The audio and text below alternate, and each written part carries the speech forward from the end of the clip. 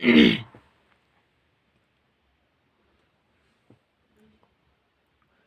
Friends, स्वागत है आपका एक बार फिर से हमारे इस चैनल ऑल अबाउट लर्निंग के। तो आज का जो हमारा टॉपिक है वो पैरेलल प्लेट कैपेसिटर है। तो पैरेलल प्लेट कैपेसिटर जो है वो काफ़ी बार एग्जाम्स में पूछ लिया जाता है। इसकी डेफिनेशन, प्रिंसिपल, कंस्ट्रक्शन सब हम देखेंगे, और कितना कैपेसिटर जो कितनी कैपेसिटेंस जो है एक पैरेलल प्लेट में रख करके कैपेसिटर को जो बनाया जाता है वो कितनी प्रोड्यूस करता है वो भी हम देखेंगे। उसका पूरा डेरिवेशन निकालेंगे उसकी। तो ये कभी कभी एग्ज़ाम्स में, एंट्रेंसेस में बहुत कम देखा जाता है, लेकिन एग्ज़ाम्स में इसकी ये एग्ज़ाम्स पॉइंट ऑफ व्यू से बहुत रेलिवेंट टॉपिक है। ये 4 या फिर कभी कभी 7 मार्क्स का भी ये पूछ लेते हैं, ठीक है। तो पैरेलल प्लेट कैपेसिटर, ठीक है। तो पैरेलल प्लेट कैपेसिटर जो आप सिंपल, आप इसकी डेफिनेशन लिख दीजिए पहले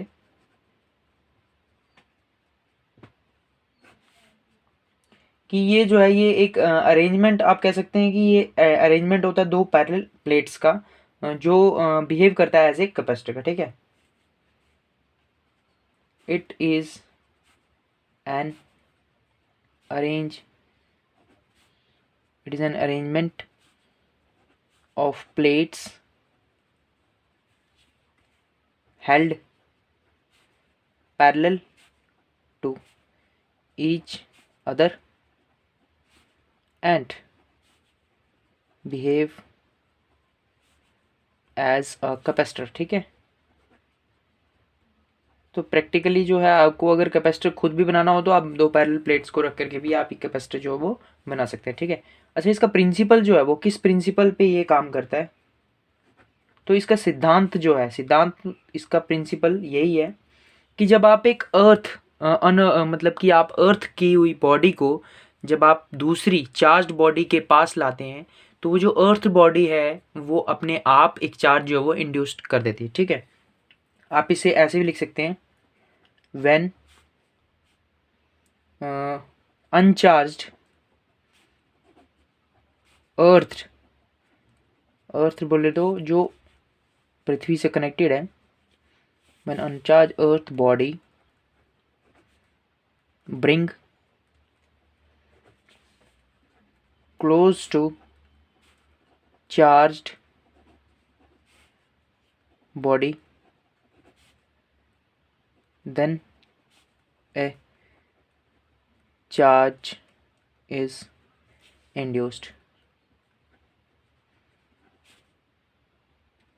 called as induced charge, ठीक है। अब इसकी कंस्ट्रक्शन देख लेते हैं। कंस्ट्रक्शन इसकी आपको मैं पहले ही बता चुका हूँ कि दो पैरेलल प्लेट्स हैं, तो आप सिंपल ऐसे दो पैरेलल प्लेट्स रख दीजिए, ठीक है। आपको एक चीज़ हमने बताई कि एक जो है वो आपको सोर्स के साथ लगाई गई है, तो आप सिंपल, अच्छा आप प्लेट्स की बात हो रही है तो आप इसे ना ऐसे ऐसे ऐसे बना दीजिए, ठीक है। आप इस डायग्राम को कुछ इस तरीके से बना दीजिए ताकि ये ज़्यादा अच्छी देखने में लगेगी।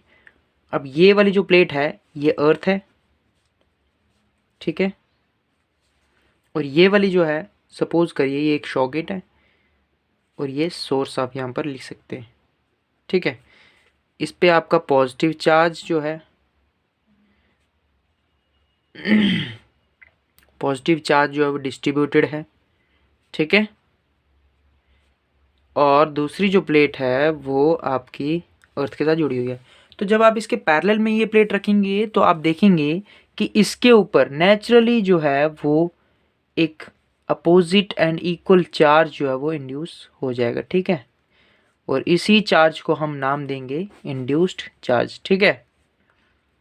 और आप इस दोनों तरफ चार्ज जो है इंड्यूस हो चुका है, सॉरी इस तरफ इंड्यूस हो चुका है, पॉजिटिव नेगेटिव, तो आप यहाँ पर देखेंगे कि एक इलेक्ट्रिक फील्ड का यहाँ पर सेटअप हो चुका है, ठीक है। तो ये जो है ये एक पैरेलल प्लेट कैपेसिटर जो हमारा बन गया है, ठीक है। अब हम इस प्लेट को नाम दे देते हैं ए, इस प्लेट को नाम दे देते हैं बी, और इसके बीच में जो सेटअप हुआ है एक इलेक्ट्रिक फील्ड, इसका नाम दे देते हैं ई वेक्टर, ठीक है।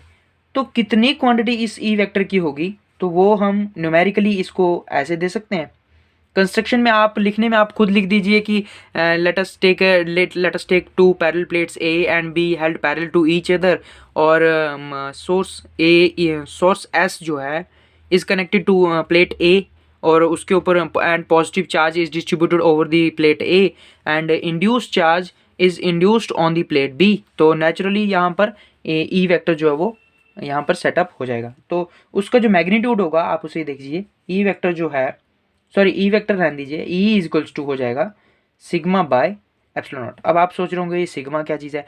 हमने सरफेस चार्ज डिस्ट्रीब्यूशन में पढ़ा था कि सिग्मा कितने एरिया में कितना चार्ज प्रेजेंट है, दैट इज योर सिग्मा। तो हम वहाँ से क्या हम इसको ऐसे लिख सकते हैं Q by A epsilon naught, because sigma जो है वो क्यू बाय ए के बराबर है। ठीक है, तो ये आ गया यहाँ से। और हम ये भी जानते हैं, बट वी नो, हम ये भी जानते हैं कि वोल्टेज जो है वो ई इंटू डी होता है। सॉरी, एक चीज़ मैं बताना भूल गया कि इन प्लेट्स के बीच का जो डिस्टेंस है ना दोस्तों, इसको हम डी रखेंगे। ठीक है, इनका जो डिस्टेंस है ये डी से यहाँ पर रिप्रेजेंट किया जाएगा। हाँ, तो वोल्टेज जो होती है किसी भी सर्किट की वो इलेक्ट्रिक फील्ड इंटू डिस्टेंस। ठीक है, अब ई की वैल्यू हम उठा के यहाँ से इसमें डाल देंगे, तो वी जो है वो बराबर आ जाएगा Q by A epsilon naught into D. यहाँ तक समझ में आ गई। अब बात यहाँ पर पैरेलल प्लेट कैपेसिटर की हो रही है, तो हमें इसकी कैपेसिटेंस भी तो बतानी है। तो कैपेसिटेंस ऑफ पैरेलल, ये मैं सिंबलिक दिखा रहा हूँ, पैरेलल प्लेट कैपेसिटर जो है इज गिवन बाय, कैसे दी जाएगी, हमको पता है कि C is equals to Q upon V के बराबर है। आप इसको लेट इट बी, हाँ 1 रख दीजिए, और C हमें पता है कि Q बाय वी के बराबर है। तो पुट करो 1 को इन C में, तो हमारे पास इक्वेशन क्या बनेगी, C is equals to Q by, इसकी वैल्यू नीचे रख देंगे, Q by A epsilon naught into D. तो आगे जब ये और ये कैंसिल हो जाएगा, तो ये जो है ये A epsilon naught by D जो है, जी हाँ, ये हमारा फॉर्मूला निकल के आ गया कि C जो है वो A epsilon naught by D के बराबर होता है। ठीक है, तो अगर आपको ये फॉर्मूला आता होगा तो तभी आप एंट्रेंस में ये क्वेश्चन जो है वो निकाल पाएंगे कि पैरेलल प्लेट कैपेसिटर में आपको डिस्टेंस दिया हुआ होगा, एरिया आपको दिया ही होगा, एप्सिलॉन नॉट की वैल्यू कांस्टेंट रहेगी, और आप वहाँ से उसकी कैपेसिटेंस जो है वो फाइंड कर सकते हैं। ठीक है, और दूसरी चीज़ यहाँ पर देखने को ये मिल रही है कि जो कैपेसिटेंस है किसी भी कैपेसिटर की या पैरेलल प्लेट कैपेसिटर जो हमने यहाँ पे कंस्ट्रक्ट किया है, इसकी कैपेसिटेंस किस किस चीज़ पे डिपेंड कर रही है। ये डिपेंड कर रही है एरिया, इन प्लेट्स का एरिया जितना ज़्यादा होगा उतनी कैपेसिटेंस भी ज़्यादा होगी, क्योंकि ये इसके डायरेक्टली पोर्शन में है कहीं ना कहीं। उसके बाद दूसरी चीज़ जो है वो डिस्टेंस है, ये डिस्टेंस और ये कैपेसिटेंस, मतलब अगर डिस्टेंस इन दोनों प्लेट्स का ज़्यादा होगा तो कैपेसिटेंस जो है वो कम होगी। ठीक है, क्योंकि डिस्टेंस ज़्यादा है ना, तो इलेक्ट्रिक फील्ड की क्वांटिटी भी कम होगी, क्योंकि डिस्टेंस ज़्यादा, इलेक्ट्रिक फील्ड की क्वांटिटी या आप कह सकते हैं उसकी ताकत, स्ट्रेंथ जो है वो कम रहेगी, पास होगी। तो ये जो ये कैपेसिटेंस है ये ज़्यादा होगी, क्योंकि ये इसके इन्वर्सली भी है। तो यहाँ से भी आप कंक्लूड कर सकते हैं कि डिस्टेंस ज़्यादा तो ये कम तो ये ज़्यादा। और तीसरी जो चीज़ है वो ये है एप्सिलॉन नॉट।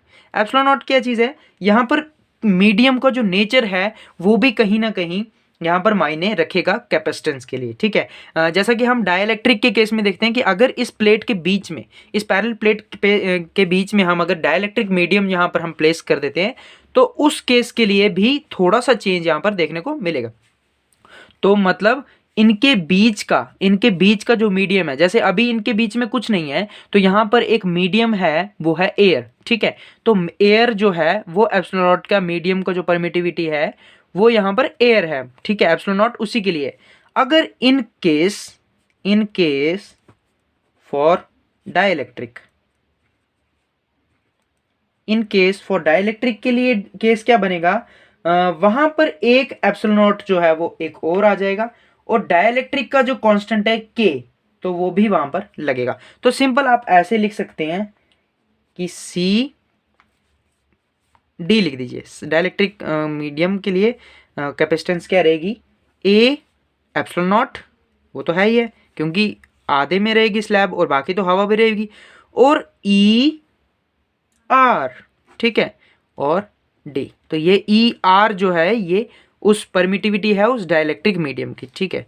तो ये भी आपका एक अच्छा और बेस्ट फॉर्मूला निकल के आया है, ठीक है। तो ये दोनों ही फॉर्मूले जो ज़रूरी हैं, जब आपका कोई भी मटेरियल उसके बीच में नहीं होगा तो आपको ये वाला यूज़ करना है, और अगर डाइलेक्ट्रिक मीडियम अगर यूज़ कर दिया जाता है तो ये वाला जो फॉर्मूला है ये आपके लिए बहुत इंपॉर्टेंट है, ठीक है फ्रेंड्स। तो आप परमानेंटली इसे दिमाग में फीड करिए ताकि अगर कल को ये आपको एंट्रेंस में अगर मिलता है तो आप इसे आराम से कर सकें। बाकी एंट्रेंस वगैरह में इसके क्वेश्चन उतने देखे नहीं जाते, लेकिन फिर भी कभी कभी आ जाते हैं। और बाकी जो है अगर एकेडमिक्स के हिसाब से देखें तो ये टॉपिक जो है रेलिवेंट आता है, 4 या 7 मार्क्स में कभी कभी आ जाता है, ठीक है। तो आप डेफिनेशन लिख दीजिए और अच्छे तरीके से प्रिंसिपल, कंस्ट्रक्शन, और फिर एंड में आप इसका ये डिराइव करके, और आप चाहें तो आप ये इनकी 3 लाइनें बना सकते हैं कि सी जो है वो depends on area of the plates पे करता है, ठीक है। पहला ये लिख दीजिए। दूसरा आप ये लिख दीजिए जो मैंने बताया कि डिस्टेंस बिटवीन द प्लेट्स पे करता है, ठीक है। और तीसरा जो है वो लिख दीजिए कि मटेरियल ऑफ द मीडियम लिख दीजिए, ठीक है, मटेरियल ऑफ द मीडियम, ठीक है। तो मीडियम का जो मटेरियल है वो किस टाइप का है तो वो भी वहाँ पर डिपेंड करता है कहीं ना कहीं कि कितनी कैपेसिटेंस जो वो आपकी होगी, ठीक है। तो ये था हमारा आज का टॉपिक। अगर आपको ये टॉपिक अच्छे से समझ आया हो तो प्लीज़ चैनल को सब्सक्राइब कर दीजिए और शेयर करें इस वीडियो को उसके साथ जिसे इसकी नीड है। Thanks for watching.